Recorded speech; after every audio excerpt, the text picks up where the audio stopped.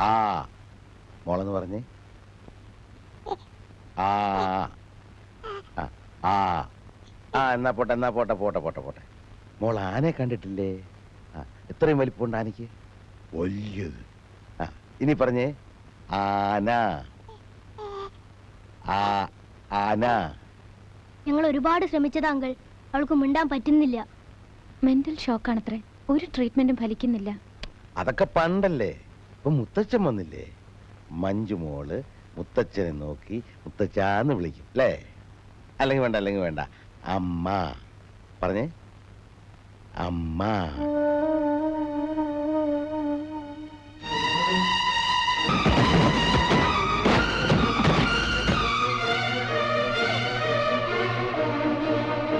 ആ വേണ്ട വേണ്ട വേണ്ട വേണ്ട വേണ്ട വേണ്ട വേണ്ട. മുത്തച്ഛൻ എല്ലാവർക്കും വേണ്ടി ഒരു കഥ പറയാം കേട്ടോ. നമുക്കൊരു കാര്യം ചെയ്യാം, നേരിട്ട് സംസാരിച്ച് ഇംപ്രസ് ചെയ്യാൻ നീ പോരാ. ഹൃദയദ്രവീകരണ ശക്തിയുള്ള ഒരു കത്തെഴുതി അവക്ക് കൊടുക്കാം. അതെന്ത് കത്താണ്? ഞാനെഴുതി തരാം. അപ്പൊ അച്ഛൻ എല്ലാ പരിപാടിയും അറിയാം അല്ലേ? ഞാനൊരു വക്കീലല്ലേ ദിനകര? എന്ത് വക്കീല്? ആ അത് കളാ, ഞാൻ എഴുതി തന്നാൽ അത് കൊടുക്കുന്ന കാര്യം നീ ഏറ്റവും. ഏതായാലും നനഞ്ഞു, ഇനി കുളിച്ചു കയറുക തന്നെ. പെണ്ണ് വരുമ്പോ കൈ കഴുകാനെന്നുള്ള വ്യാജേന ഞാൻ മാറിക്കൊള്ളാം.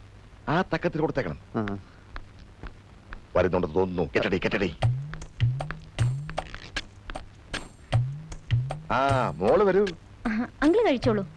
കുഞ്ഞമ്മേ, എന്തോ എന്റെ ബ്രേക്ക്ഫാസ്റ്റ് എന്റെ റൂമിലേക്ക് കൊണ്ടുവന്നോളൂ. ആ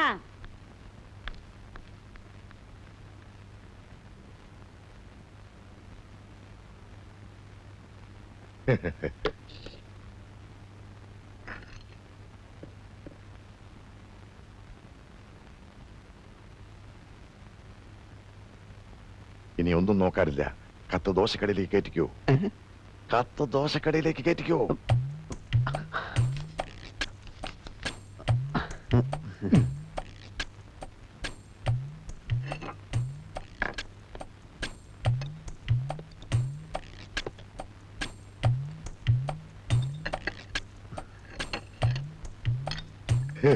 ദോശ മീരക്കായിരിക്കുമല്ലേ?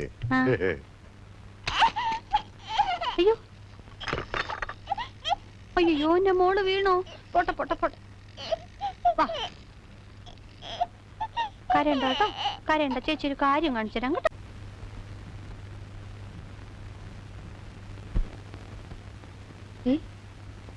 ഇതാരാ ഇവിടെ കൊണ്ടുവച്ചേ? ഓ, നമ്മൾ ഡൈനിങ് ടേബിളിൽ ഇരിക്കുന്ന ഇഷ്ടമല്ലായിരിക്കും. വിശന്നിട്ട് ഞാനിതൊന്ന് കഴിക്കട്ടെ. ഇതൊക്കെ എന്തിനാ ഇങ്ങോട്ട് കൊണ്ടുവന്നത്? നിങ്ങൾ കഴിച്ചില്ലേ? കഴിച്ചെന്ന് വരുത്തി. ആ വേലക്കാരി തള്ളയുടെ മോന്ത കാണുമ്പോ വയറ് നിറച്ച് കഴിക്കാൻ തോന്നുന്നില്ല. ഇതും കൂടി ഞാൻ കഴിക്കട്ടെ? വേണ്ട വേണ്ട, ഇത് തൊടണ്ട. എനിക്കുള്ളത് ആരോ കോണിപ്പടിയെ കൊണ്ട് വെച്ചിട്ട് പോയതാ. അടുക്കളയിലോട്ട് ചെല്ലണ്ടാന്നായിരിക്കും.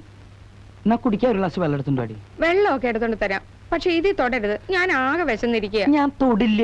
സത്യം. എന്നാ നീ തുപ്പി വെച്ചിട്ട് പോക്കോ. തുപ്പൊന്നും വേണ്ട പൊന്നേ, എനിക്ക് വിശ്വാസമല്ലേ. എടുക്കരുത്. ഇല്ലടി. അയ്യോ, ഞാൻ മൂടി വെച്ചിട്ട് പോ.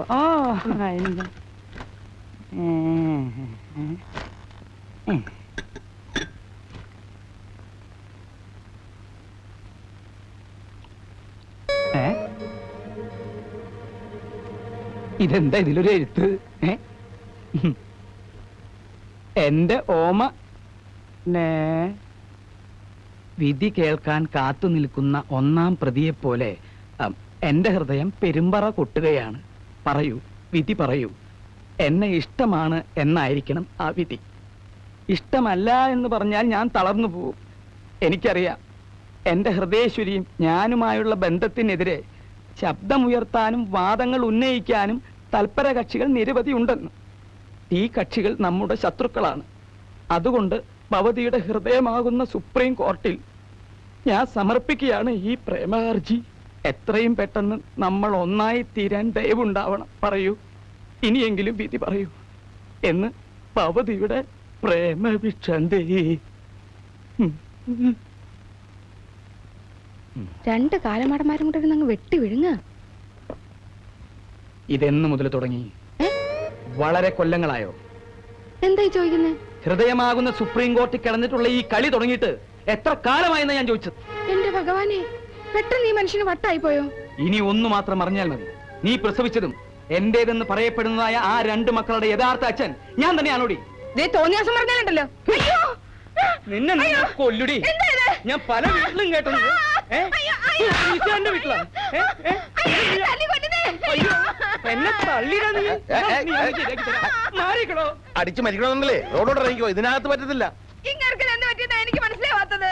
എടീ, നിന്റെ ഈ പ്രായത്തില് നിനക്കൊരുത്തം പ്രേമലേഖനം എഴുതണമെങ്കിൽ നീ എത്രയ്ക്കും ഭയങ്കരമായിരിക്കണ്ടേ.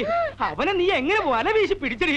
പ്രേമലേഖനോ? ഇതെന്തൊക്കെയായി പറയുന്നേ? അതേടി, ദോശ തുടരെന്ന് പറഞ്ഞപ്പോഴേ എനിക്ക് മനസ്സിലായി അതിന്റെ അടുത്ത് എന്തോ കളറുണ്ട്. ആ വിശ്വാസവഞ്ചന കാണിച്ചാലേ ശിക്ഷയ്ക്ക് പരിധിയില്ല പെങ്ങളെ. എനിക്കൊന്നും അറിഞ്ഞൂടെ എന്റെ മുത്തച്ഛ. നിനക്കൊന്നും അറിയില്ലല്ലേ? താ വന്നേ. സോറി, മുത്തച്ഛൻ ഇങ്ങോട്ട് വന്നേ. ഞാനോ? ആ. എന്റെ കർത്താവേ.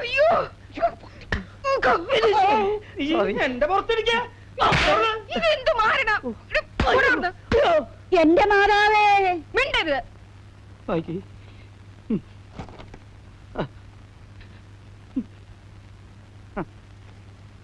മനസ്സിലായി. എന്ത് മനസ്സിലായി? ഇത് എഴുതിയത് ആരാണെന്ന് മനസ്സിലായി. ഓ, എങ്കിൽ പറഞ്ഞതാ, ഞാൻ ഇപ്പൊ തന്നെ പോയി അവന്റെ കഥ കഴിക്കും. കഥയൊന്നും കഴിക്കണ്ട, നിർബന്ധമാണ് അവന്റെ ഇടി കൊടുത്തത്. ഓക്കെ. ആരാ? ഇതൊരു വക്കീൽ എഴുതിയ പ്രേമലേഖനമാ. വിധിയും കോട്ടും ഒക്കെ കണ്ടില്ലേ? ഉവ്വ്. ഏത് വക്കീൽ? പുറത്തുനിന്നൊരു വക്കീൽ തന്റെ ഭാര്യയ്ക്ക് കത്തെഴുതുമെന്ന് ഞാൻ വിചാരിക്കുന്നില്ല. എന്ന് വെച്ചാൽ? ഓ, അത് ശരി. അവൻ എടാ വക്കീലേ, ആരാ ഇവിടുത്തെ പ്രേമ ശാന്തി? നിന്റെ പ്രേമഹർജി എന്റെ ഭാര്യയുടെ അടുത്താ? അയ്യോ, അതെങ്ങനെ അവരുടെ കയ്യിലെത്തി? അപ്പൊ നീ തന്നെയാണ് എന്റെ അടല്ലേ? നിനക്ക് എന്നെ മനസ്സിലായില്ല. അയ്യോ, എന്റെ അമ്മോ! അടിച്ച കൈ ഒടിക്കച്ച. അല്ല വക്കീൽ സാറേ, എന്റെ അമ്മോ! അയ്യോ!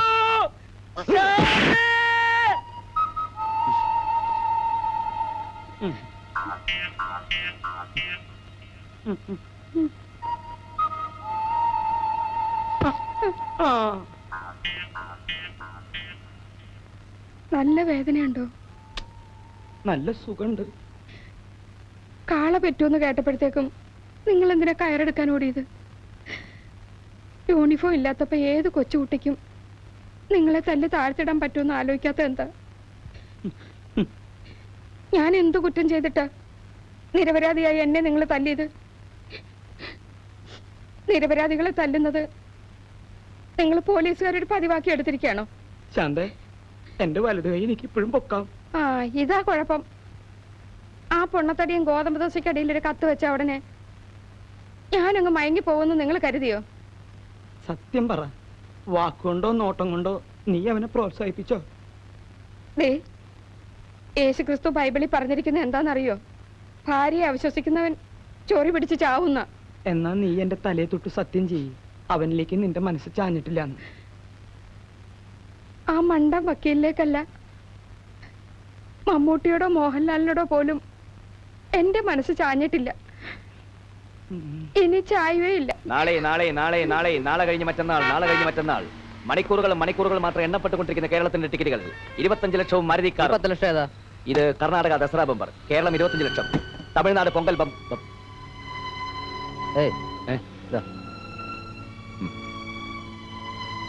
നാളെ നാളെ നാളെ നാളെ കഴിഞ്ഞ് മറ്റന്നാൾ, നാളെ കഴിഞ്ഞ് മറ്റന്നാൾ നറുക്കെടുക്കുന്ന കേരളത്തിന്റെ ടിക്കറ്റുകൾ 25 ലക്ഷവും ഒരു മാരുതി കാറും ഒന്നാം സമ്മാനമായി നൽകുന്നു. അങ്കമാലിയിലെ പാവപ്പെട്ട താറാവാൻ 25 ലക്ഷവും അംബാസഡർക്കാരും നേടിക്കൊടുത്ത അതേ ഏജൻസിയുടെ ടിക്കറ്റുകൾ.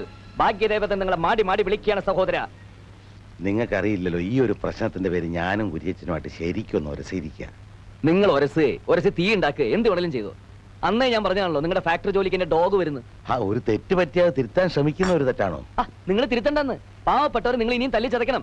സാറേ, സാറിന് ലോട്ടറി ടിക്കറ്റ് വല്ലതും വേണമെങ്കിൽ പറ. മിസോറാം ബമ്പറുണ്ട്, കർണാടകയുണ്ട്. ദസറ സ്പെഷ്യലിന് 2 ദിവസം മാത്രമേ ബാക്കിയുള്ളൂ. ഏത് വേണേലും പറഞ്ഞോ. നിങ്ങൾ പറഞ്ഞല്ലോ നിങ്ങളുടെ അമ്മ ഈ ലോട്ടറി ടിക്കറ്റ് വിൽപ്പനയുടെ കാര്യം അറിഞ്ഞിട്ടില്ലെന്ന്. ഇല്ല, അറിഞ്ഞിട്ടില്ല. ഇപ്പോഴും ഫാക്ടറി ജോലി തന്നെയാണെന്ന് അമ്മയുടെ വിചാരം. എംകോംകാരൻ മകന് ടിക്കറ്റ് വിൽപ്പനയാണെന്ന് അറിഞ്ഞാലേ അമ്മയ്ക്കത് ഭയങ്കര വിഷമാവും. അതുകൊണ്ട് അറിയിച്ചിട്ടില്ല. പാർത്ഥസാരഥിരമ്മേ, എന്തിനാ അമ്മയെ വിളിക്കുന്നത്? ആ ടിക്കറ്റ് വിൽപ്പനയുടെ കാര്യം ഒന്ന് പറയാമെന്ന് വിചാരിച്ച. നിങ്ങൾക്ക് വല്ല ഭ്രാന്തുണ്ടോ? പെറ്റതലയുടെ മുമ്പിൽ സത്യം മറച്ചു വെക്കുന്നത് ശരിയല്ല. പാർത്ഥസാരഥിരമ്മേ, വളരെ കഷ്ടമാണ് നിങ്ങൾ ഈ ചെയ്യുന്നത്. ഇത് എന്റെ അമ്മയ്ക്ക് താങ്ങാനാവില്ലെന്ന് നിങ്ങൾ പറഞ്ഞില്ലേ? ഒരു കുഴപ്പമില്ല. നിങ്ങൾ ഇവിടെ നിന്ന് പോയി തരാമോ? ഞാനൊന്ന് പറഞ്ഞിട്ട് പോയിക്കോളാം. ഓ, ഞാൻ നിങ്ങളുടെ കാല് പിടിക്കാൻ വേണമെങ്കിൽ. എടോ മനുഷ്യ, തന്നെ ഞാൻ വെറും തൊഴിലാളിയായിട്ടല്ല അങ്ങോട്ട് വിളിച്ചത്, അവിടുത്തെ അക്കൗണ്ടന്റ് ആയിട്ടാ. അപ്പൊ താനത് മൈൻഡ് ചെയ്തില്ല. വൈരാഗ്യബുദ്ധി തനിക്കാകാമെങ്കിലേ എനിക്കും കുറച്ചൊക്കെ ആകാം. பார்த்தா சார் அதான் வருது ദോ வந்துட்டேன் கூப்பிட்டேளா ஆமாங்க அது வந்து இந்த லாட்டரி അല്ല ഫാക്ടറി ഫാക്ടറി അമ്മ ഫാക്ടറി ഇവരുടെ കമ്പനിൽ എന്നെ പുതിയ അക്കൗണ്ടിനെ പോട പോറலாம் அப்படியா ആ. ரொம்ப சந்தோஷம் நீங்க நன்னா இருக்கணும் இல்லம்மா நான் அதல்ல சொல்ல வந்தேன் അത് തന്നെയാ പറയാൻ വന്നത് ഞാൻ അക്കൗണ്ടിനായിട്ട് ചാർജ് എടുക്കണം നാളെ തന്നെ പുതിയ പോസ്റ്റിലേക്ക് ജോയിൻ ചെയ്തിരിക്കുന്നു ഉറപ്പാണോ ഉറപ്പ് ഇല്ലെങ്കിൽ ആ മറ്റേ മിസോറായ അടിപിടി എല്ലാം കൂടി ഇപ്പൊ അമ്മയുടെ ഇരിക്കെ പറയും யாரடிச்சா അപ്പൊ പിന്നെ അടിയും ഒന്നുമില്ല ഇവരുടെ കമ്പനിൽ ആരോ അടിച്ച കാര്യം ചൊല്ലറ അമ്പർത്താൻ ഇല്ലമ്മ കമ്പനി അല്ല ഇവങ്ക അത് തന്നെ சொல்லட்டுமேடா ഒന്നും ചൊല്ലണ്ട നിങ്ങൾക്കിത് പറഞ്ഞാൽ മനസ്സിലാവില്ലേ ഞാനൊരു വാക്ക് പറഞ്ഞത് വാക്കാ നിശ്ചയമാ சொல்றீங்களா നിശ്ചയമാത്താൻ ചൊല്ലറേ ഇപ്പൊ നാളെ കാലത്ത് വന്ന് ജോയിൻ